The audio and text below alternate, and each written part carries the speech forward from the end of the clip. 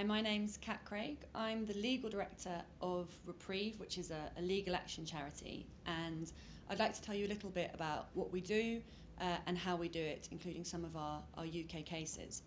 So Reprieve's been around for about 15 years.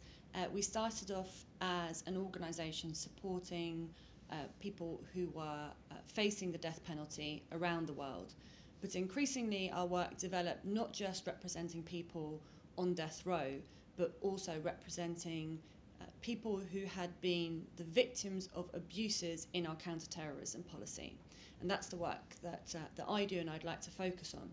So after September the 11th, it became very clear to everyone at Reprieve that we were going to face a huge onslaught of human rights abuses because of George Bush's war on terror. And what effectively happened is that after September 11th, the huge shock that brought to America and the tragedy that followed, Bush was quite willing through his rhetoric to establish a principle whereby he would seek to defend the US at all costs, regardless of what the human rights violations of others would be.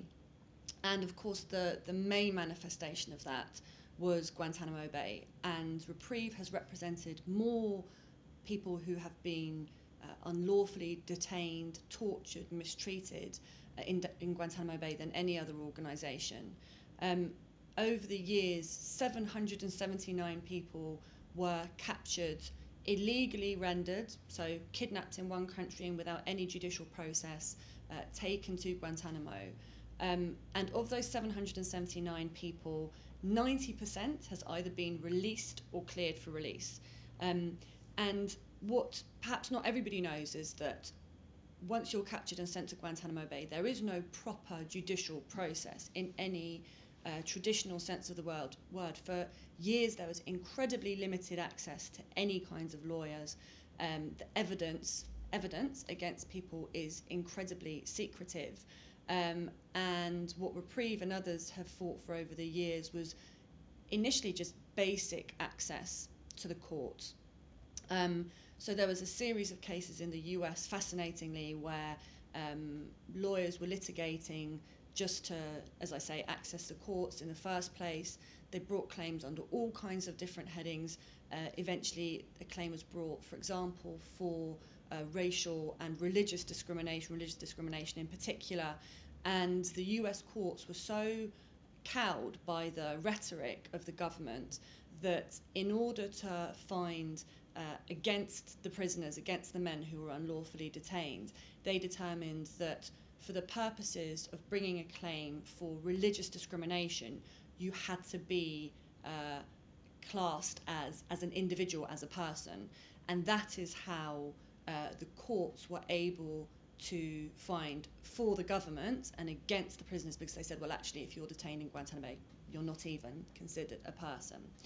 So that's just one example of some of the stuff that Reprieve does. And the reason I started off with that is because it's really relevant in terms of how we operate. I'm going to give some other examples of litigation that we've brought. But the core lesson that I learned, having come from private practice and being a lawyer in a law firm previously, is that there are so many limitations to the law. In reality, law, the courts, politics are so closely intertwined that if you are vulnerable, if you're disenfranchised, if you're unpopular, that in practice law alone is never going to be the thing that allows you to enforce your rights and to become empowered and to fight whatever form of oppression you are facing. And that's why Reprieve very much focuses on investigation as well as litigation, and ultimately education as well, public education. So we try to use the law effectively as a hook. Yes, it's an opportunity to challenge the status quo, to challenge state misconduct, but we combine that with practical work on the ground. And that's really, really important when it comes to the war on terror, because one of the hallmarks of every state's interaction when it comes to the fight on terrorism is that things happen very, very secretively. So one of the other examples I want to give of our work is the work we've done around renditions. So extraordinary renditions is where an entity will pick up someone in one country and without any proper judicial process, either a deportation, removal, immigration procedure, or an extradition procedure, will move them to a separate country. And I think that the war on terror evolved in part because of the work of organisations like Reprieve and investigative journalists, because Guantanamo was founded, those pictures of the orange jumpsuits went viral. It became increasingly unpopular as stories of terrible mistreatment and torture on a daily basis occurred. And really, the US and all of its allies in the war on terror realised that that was a propaganda tool for extremist and violent Islam. So they started doing things more in secret, and renditions was one of their main tools. And I want to tell you about a case of a man called Abdul Hakim Belhaj, who's a Libyan, and he was a member of a group that in the late 90s and early 2000s sought to overthrow the Gaddafi regime in Libya. That made him pretty unpopular, and Gaddafi, always a controversial figure, had cracked down on opposition in Libya. So Abdul Hakim Belhaj and his wife, who was 5 months pregnant at the time, had left the country and was seeking to start their life elsewhere. And in the course of that process, they were picked up alongside another family, a man called Sami al-Sadi, his wife and his 4 children, all under the age of 12. Abdul Hakim was picked up in Malaysia, Sami was picked up in Hong Kong. And in a joint CIA MI6 operation, they were kidnapped, taken back to Libya, and brought back to one of the most notorious prisons in Libya, run by a man called Musa Kusa, who was Gaddafi's spy chief and who was well known for having a proclivity to very serious torture.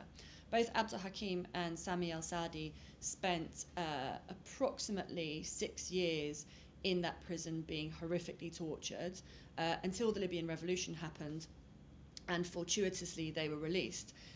But the thing that's so interesting about that case is that it was an operation in which both the UK and the US were working together, and unusually we were able to get our hands on some pretty damning documents, the smoking gun of the case, which was found by someone just wandering through the streets of Tripoli in Libya after the revolution. They came across a big bombed out building with a whole load of files marked sort of Libyan British communications, and in that they found a series of documents written by a man called Sir Mark Allen, who was the then director of counter-terrorism at MI6, the British spy agency, writing to Musa Kusa, talking very explicitly about trying to capture these men in an illegal operation, effectively to improve the relationships between Libya and Britain, which had been pretty frosty after the Lockerbie bombing and a number of other kind of political disasters. So we had some really good information. And anybody will tell you, if you run a case, if you have good facts, run on the facts. If you have bad facts, run on the law. And that's exactly what the government did. We had them bang to rights on this plot to kidnap not just a man and his 5-month pregnant wife, but another man, his wife and his 4 children, all under the age of 12, and to render them back to Gaddafi's torture chambers. And for the last 4 years or so, the government has been trying to avoid a situation whereby those damning facts come to light by throwing up a series of legal ploys that prevent these people from actually setting foot in the doors of the court. So for 4 years we've been fighting on a preliminary issue. We issued civil proceedings on behalf of both families. I should say that Sami's family ultimately settled the claim back in 2012 without an admission of liability, but for a sum of £2.23 million. Abdul Hakim has refused to settle the case without an admission of liability. He says he wants those responsible for rendering him and his pregnant wife to be held to account. He's offered to settle the claim for £1 and an admission of liability, which to date the British government has failed to accept. Um, what they've done instead is try to prevent the case from ever coming to a point where the facts are heard. And they've done that through raising a series of preliminary issues, as I say. One of them, which is very interesting, is something called Foreign Act of State. The case has just gone to the Supreme Court in November 2015. We're due judgment any minute now. But what the government is effectively arguing is that the principles of state immunity, which means that a British court effectively can't opine over the actions of a third-party state and state sovereignty, those principles should be applied in this case under a principle called Foreign Act of State, and the practical implication of that is, the government says, is Britain was acting in concert with a third party, the Americans. If our courts are not supposed to opine over the actions of a third-party state, the Americans, and if these claimants, Abdul Hakim and his wife, are asking the court to make a determination on British liability when it was inevitably connected to American liability, then if this court determines in favour of Abdul Hakim and his wife, they will be indirectly criticising the Americans, and that would affect our relationship with them and ultimately our national security. Well, it's absurd for many, many reasons. Firstly, the Americans have fairly recently produced a report. The Senate investigated history of torture in the context of the war on terror by the Americans. This is where Obama said we tortured some folks. But second, in a number of different cases where this has been run, Reprieve has been able to obtain statements, for example, from very senior former ambassadors saying, look, we're a democratic nation in America. We understand that courts have to act as a check and balance on the actions of a state. And ultimately what we're dealing with here is a situation where Britain is being sued for their complicity with the rendition, the false imprisonment and the torture of two men and their families. And so we lost in the High Court, we won in the Court of Appeal, and we're waiting to hear back from the Supreme Court. Touch wood, I'm fairly optimistic about how we're going to do there. But yes, the government, instead of facing up to their wrongdoing, instead of either saying, yes, we did this and we had a good reason, who knows what that reason could be, or no, we didn't do that. They're trying to avoid a situation whereby they actually have to face up to the facts and the wrongdoing that they were part of. And that's a very common theme in litigating against the state, particularly when it comes to matters in relation to the war on terror.